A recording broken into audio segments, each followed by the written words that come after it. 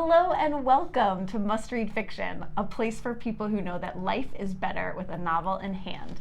I'm Erin Popelka, and I am so delighted to be here today with Johanna Stoberock. Welcome. Thank you. Thanks so much for having me. Oh, it's truly my pleasure. Johanna Stoberock is the author of 2 novels, Pigs, this beautiful book I have right here, and City of Ghosts.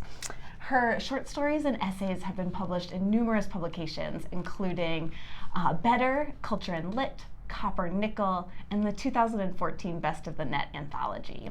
She lives in Walla Walla, Washington, and teaches at Whitman College.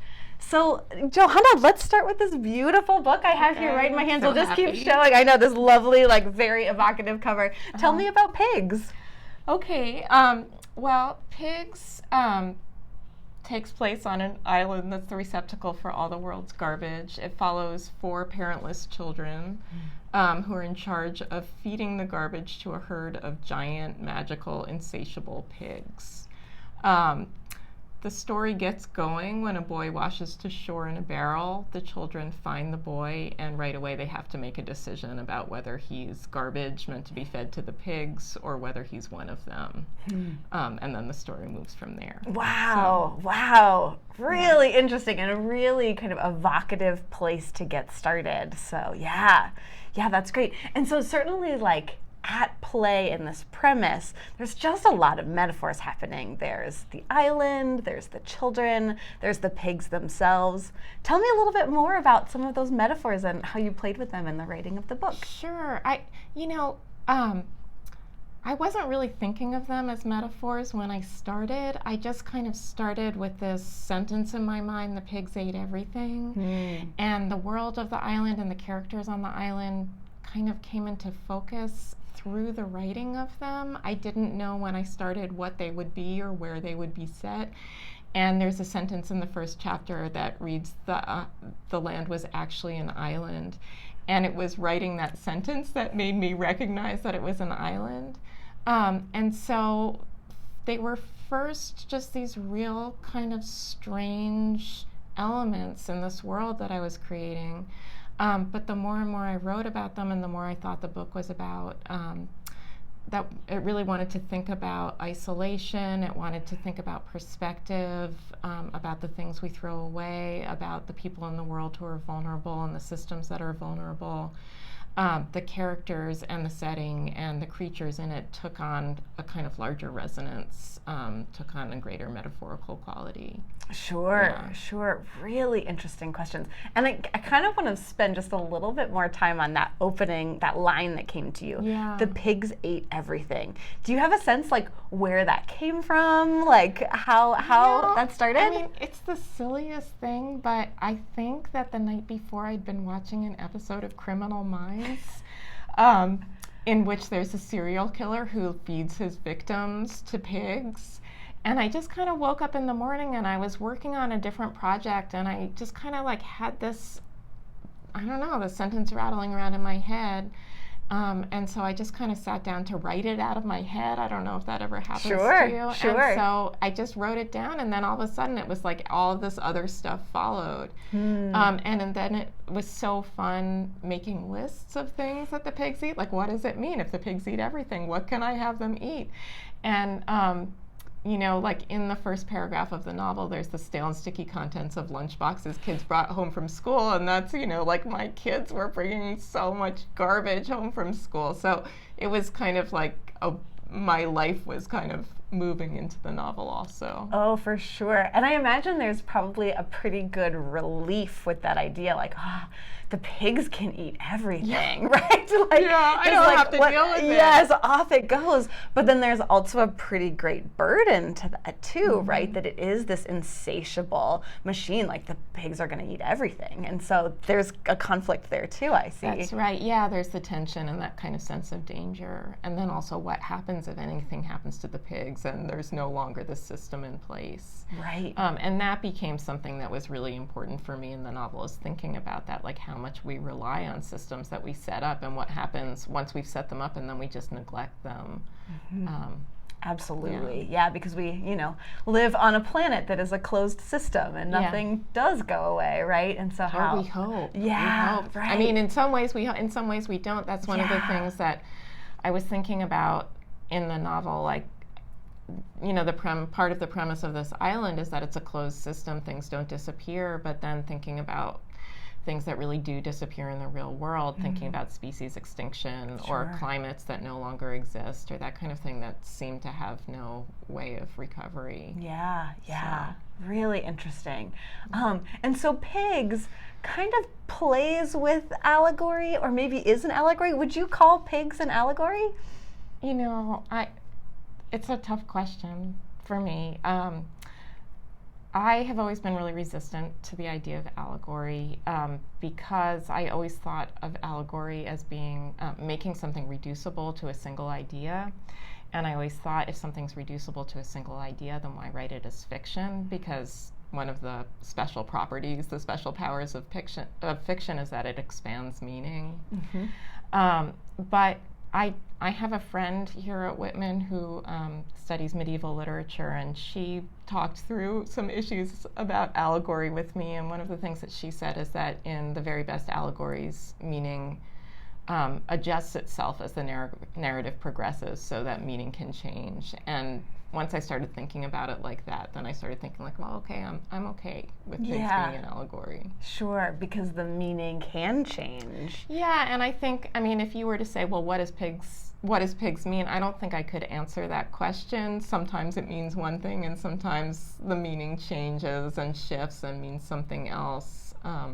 Right. So. Or the meaning is 200 and something pages long, That's right? Like it's yeah. that process of exploration that if it had a simple answer, it maybe would have been a short story or an essay instead of a novel. I think that's right. Yeah. And so kind of with this question of the meaning changing, what do you hope that readers will walk away with? Like any ideas you hope that they'll be thinking on, any questions you hope that they'll ask themselves? That's a good question. I guess the really most basic, simple answer to that is that I hope that they go away with kind of more intentionality about the way that they move in the world, that they think about the systems that they take place in, the kinds of vulnerabilities that are created through participation in those systems, to think about the things that we just throw away without thinking about them, and not even just plastic garbage, which obviously like tons of plastic washes on shore of the island, but other things too. And some of the things that I've been thinking about in particular now are just our right to privacy or freedom of speech, or what are those things that we think we cherish but then we throw away so easily? Sure. Yeah, really good questions. Really good questions. I feel like I'm going to walk away just from this conversation thinking about those questions. So that's really great.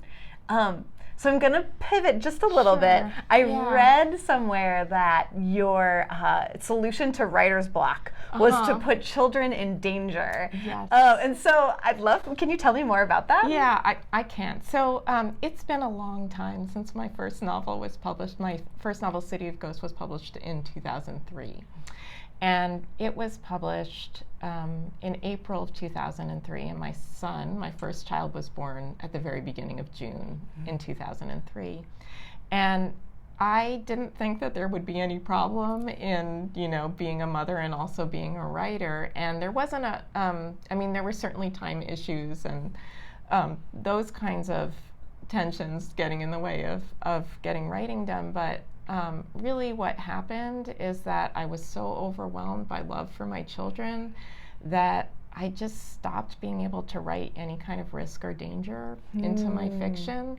And so, I have a whole novel that I wrote where literally every time a character is put in any kind of situation of vulnerability or risk, I just kind of swoop in with an authorial intervention and just save them.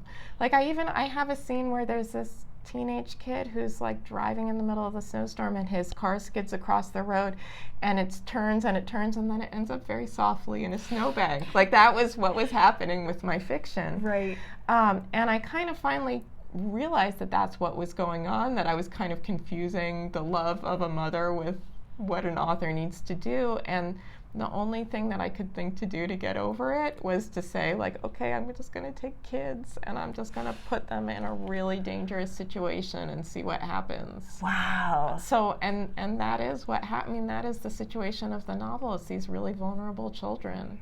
And they figure out a way through it, but they do have to face the danger. Yeah, and I mean, in doing so, I mean, almost taking a pretty hard look at like your own worst fears, right? Like, because fiction is a really safe place to explore some darkness and to explore vulnerability. But like as readers, we're not exempt from that process either. Yeah, so incredibly brave to try and do that. Well, I mean, I was so scared to show it to my children for a while, but they have been very, very supportive. Okay, good. They're like, we're not getting pigs, right, Mom? Right, and they're like, we enjoy the danger. This is fun. That's great. So. That's great. Yeah, children, I imagine they're pretty tough critics, so that probably goes a long way. Yeah. So great. Well, my last question that I was hoping to wrap us up with is, you also are a teacher here at Whitman College. Thank you for having us. And would love to just hear if there's any lessons you've learned from your students or any lessons you hope they'll take away from you. Like, tell me more about that. Sure. Well, one thing is, I mean, my students at Whitman are amazing. And I just feel really blessed to be able to work with them. I feel like the conversations that we've had in our classes are all throughout Pigs. I teach in the first year program at Whitman, and we read, really amazing and kind of seemingly unrelated books, to one another, and then all of a sudden these themes emerge. And so one of the themes that my students and I have been talking about for a number of years is the importance of beauty, and that's all over Pigs. Like, why do we care whether things are beautiful? What is the meaning of beauty? And then other questions about ways that love works. The pigs are beautiful, but they're fierce. I mean, they love what they eat, but they're dangerous, right? Yeah. They love in a very different way than human beings do. And so there's those kinds of questions also. And then I also feel like one of the things that both teaching has taught me and then my students in response have taught me also is just the importance of looking really, really closely at the world, looking really closely at anything that we come in contact with.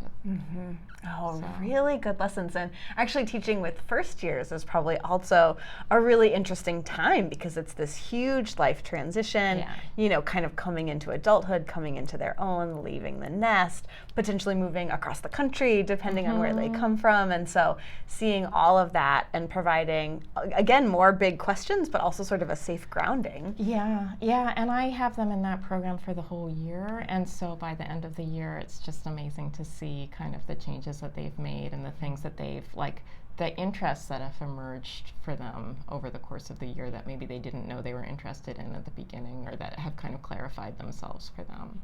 Oh, beautiful. So great. Well, thank you for helping them ask those questions and guiding part of that process. Thank you for asking so many good questions in Pigs. We'll just get the book right back out here. Yes, must readers, please do check out Pigs. And thank you for leaving us with so many good questions and things to think about as we move through our journey through the world. So, well, thank you so much for having me. It was a pleasure to talk to you. Truly my pleasure. Thank you.